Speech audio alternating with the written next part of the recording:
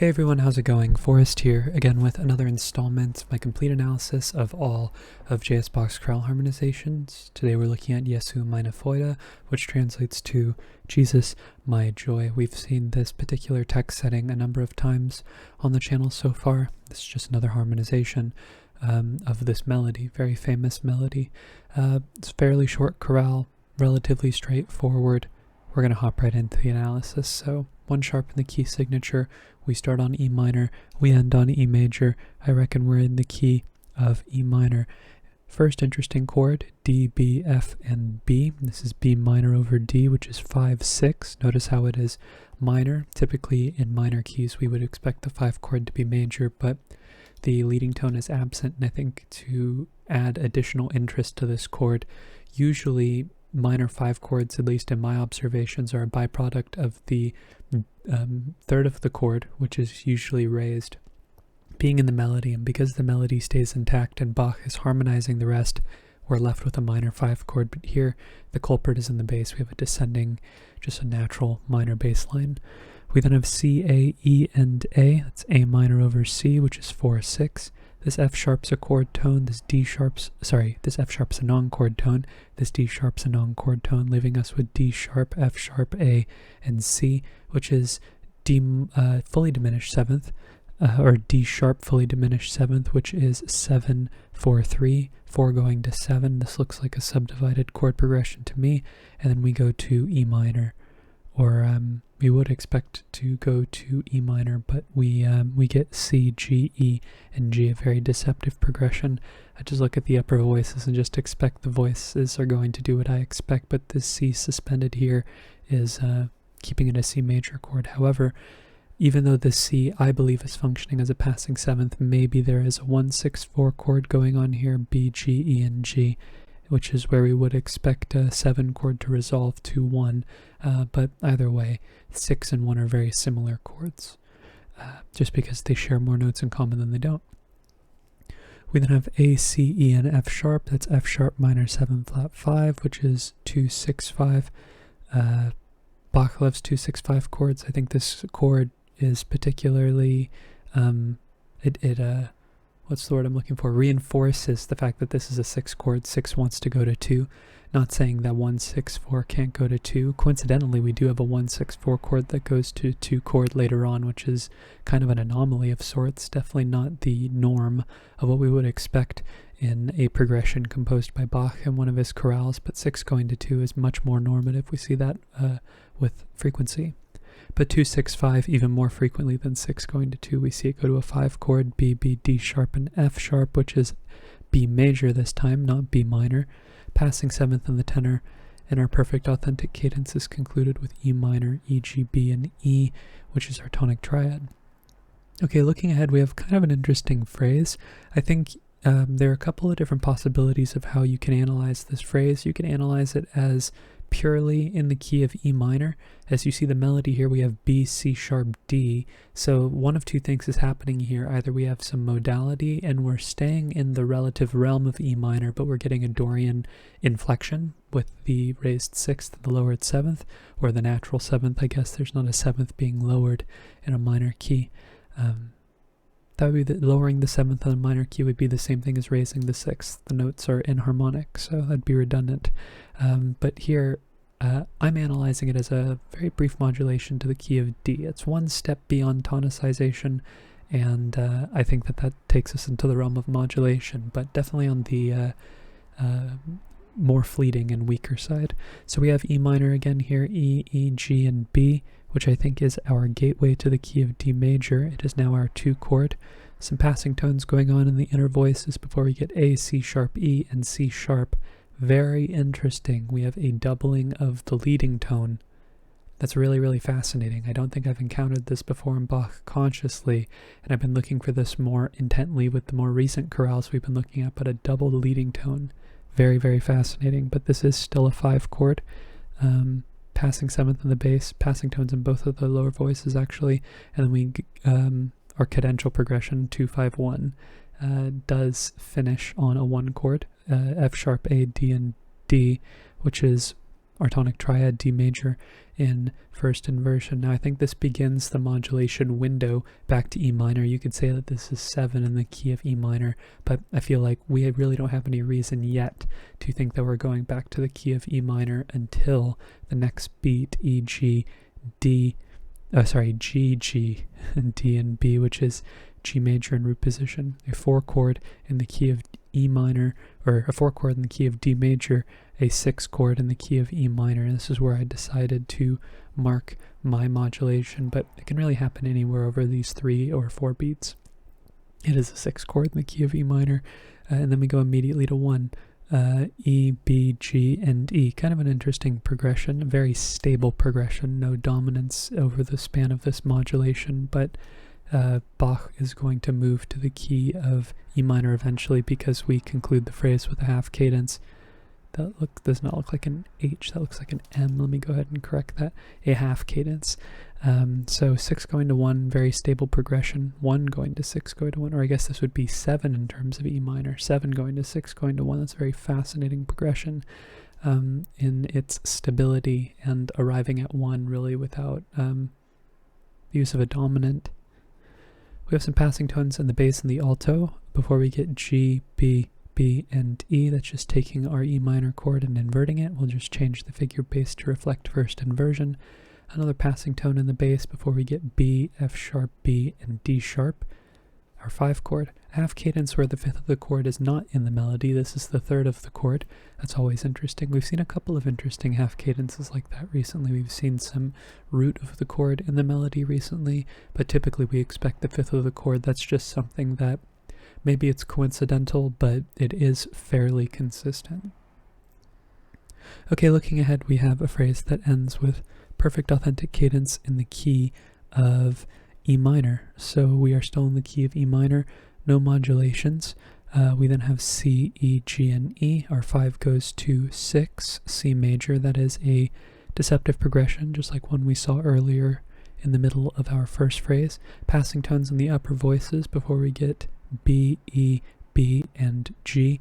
That's E minor in 2nd inversion, but I think I spoke too soon. Hold on. C, E, A, and F sharp. That is F sharp minor 7 flat 5 over C, or 2, 4, 3. So 6 going to 2 is a good sign. 2, this is definitely a subdivided chord progression, and the fact that it's going to a 1, 6, 4 chord, that's a good sign as well. One of the only contexts that we see 2 go to 1 is when it's going to a 1, 6, 4 chord, because really it's functioning like an extension of the dominant. We have this idea of the dominant being prolonged in the bass, and it'll eventually morph into our 5 chord. So we have a neighbor tone here in the bass before we get B, E, B, and F sharp. This E is functioning as a 4-3 suspension over the bass, but this is still a 5 chord, B major.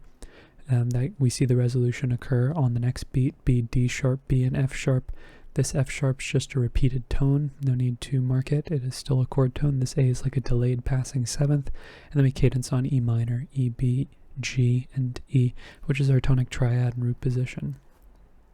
Okay, looking ahead, we have a phrase in the key of G major, and I think we modulate pretty much straight away because we really don't have any reason to believe that it's being prolonged any further. The melody feels lighter in this case, almost because of the way that it goes. Instead of down towards E, we sort of hover around B here, and then we work our way down to G, so it feels a lot more like G major.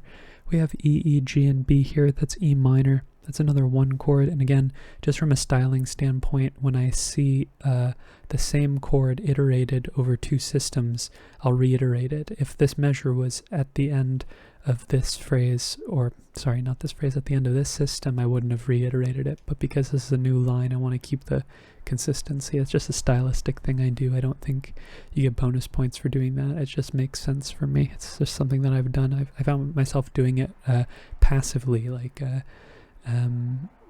not having been told about to have done that in the past. So it's just something that I think makes sense. We have a passing tone in the bass, but before we do, I think we do modulate to the key of G major over our 6 chord. E minor is also the submediate in the key of G. We're going to have G, D, G, and B. That is our tonic triad. Another 6 going to 1 chord. We've seen this before but this time we're seeing it in G major. We saw it in E minor earlier.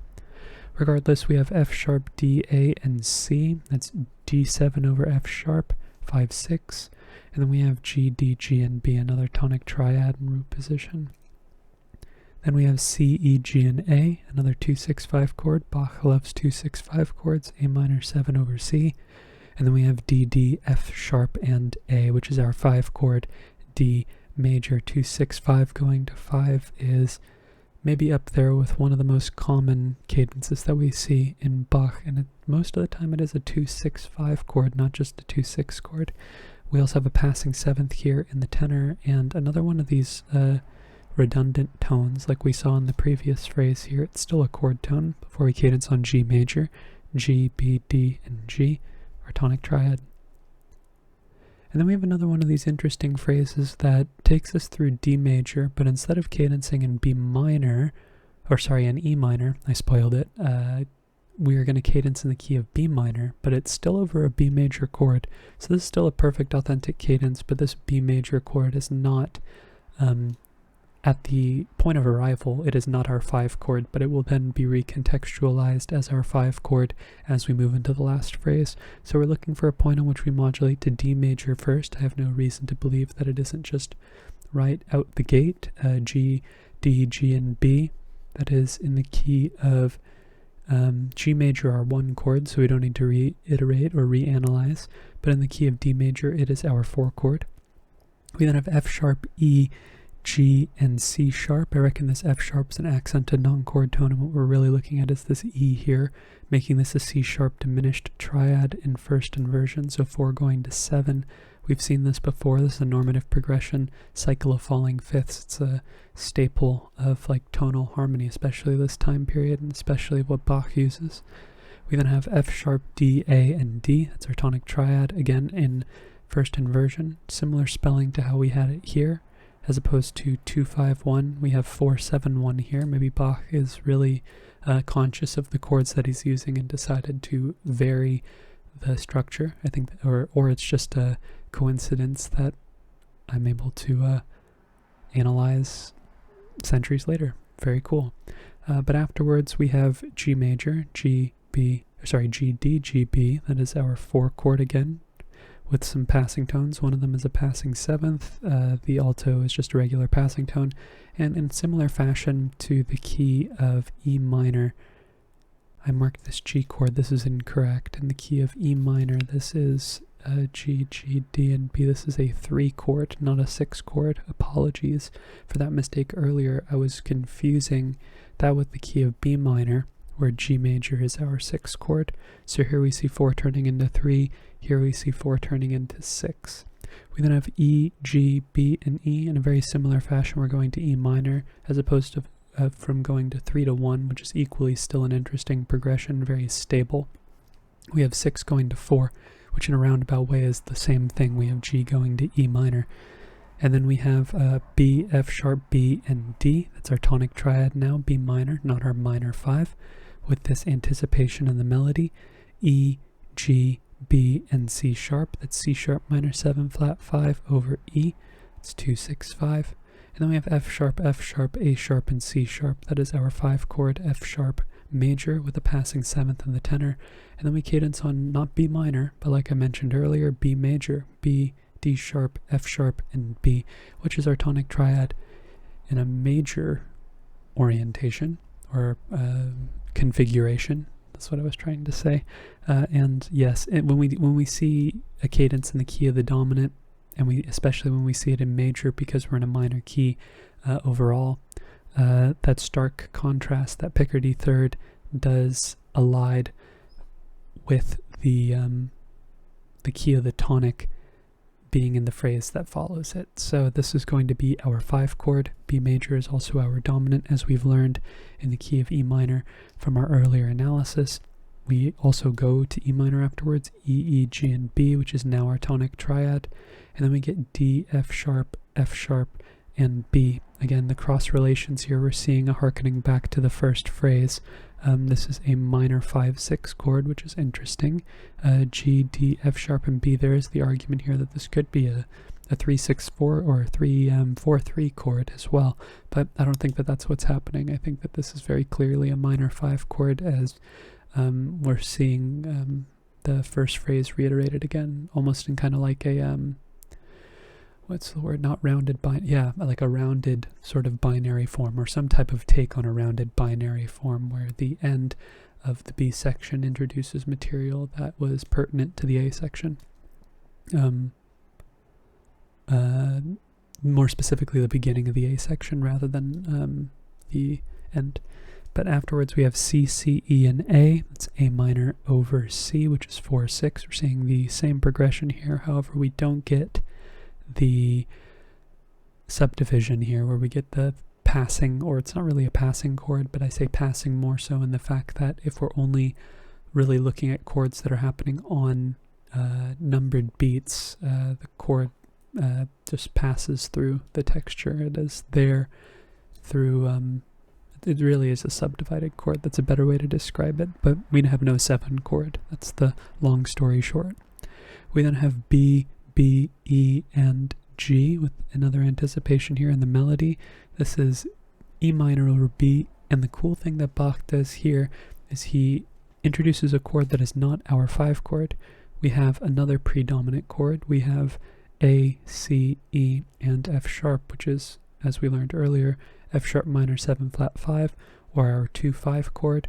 And then we get B major, B, B, D sharp, and F sharp, which is our 5 chord, passing 7th in the tenor before we cadence on E major, E, G sharp, B, and E, which is a perfect authentic cadence. And you know, Bach ends the majority of his minor chorales with the major quality triad. I imagine he does so because he wants to leave the audience in more uplifted spirits. It is a convention of Bach's to end minor chorales with the major tonic. But yeah, very interesting here that we have the 1-6-4 and the 5. It's not really, actually it kind of is still functioning where the B is there. Maybe I'll put like a little hashed bracket here. I'm trying to think back to some other analysis where Bach did something similar, where there was a chord in between the 1-6-4 chord and the 5 chord, and I think I did put a bracket around everything, but regardless, I put a little reference to a bracket here, and if that's the case, we can do that. And oh my goodness, I forgot to put a bracket here. That this is a more deliberate bracket. Even though we do have B going down to A here, we don't get a full chord in between the 2 beats. But that's gonna end today's video. Relatively short chorale, not too much to talk about, but actually now looking at it, there is quite a bit of harmonic movement going on in terms of the key mapping of the chorale. The layout of what keys we go to in proportion to the amount of content on the page is much higher than what we usually see, and I think that is based on the fact that I did analyze these D major modulations here as modulations. You could make the argument you stay in the key of E minor throughout, and this is in fact a fragment in Dorian. It's not unlikely that there is still some modality floating around in the melodic or the repertoire, like the songs that are being sung in the Lutheran tradition in this time period. So Bach often has to merge the 2 worlds, one of emerging tonality and one of an older, more traditional sound of the Renaissance modes. So bearing all of that in mind, thank you so much for watching the video and supporting the channel. If you're interested in following along on my journey to analyze all of the chorale harmonizations, feel free to subscribe to the channel and hit the notification icon. I'm so close to 100 subscribers. It is super awesome to see the channel growing. I did not initially start the YouTube channel to see it grow. I did it mostly because I wanted a little hobby to, get me engaged with analysis, and to see that the journey's about halfway over now and I'm on the downhill. It's really cool to see that people are following along and are engaged with the material. So thank you for that, and if you want your daily fix of Bach or your daily dose of analysis, you can hit the notification icon and you'll be alerted of when my daily upload goes live. But again, thank you so much for watching the video and supporting the channel by doing so. I look forward to tomorrow's analysis, and I hope you take care.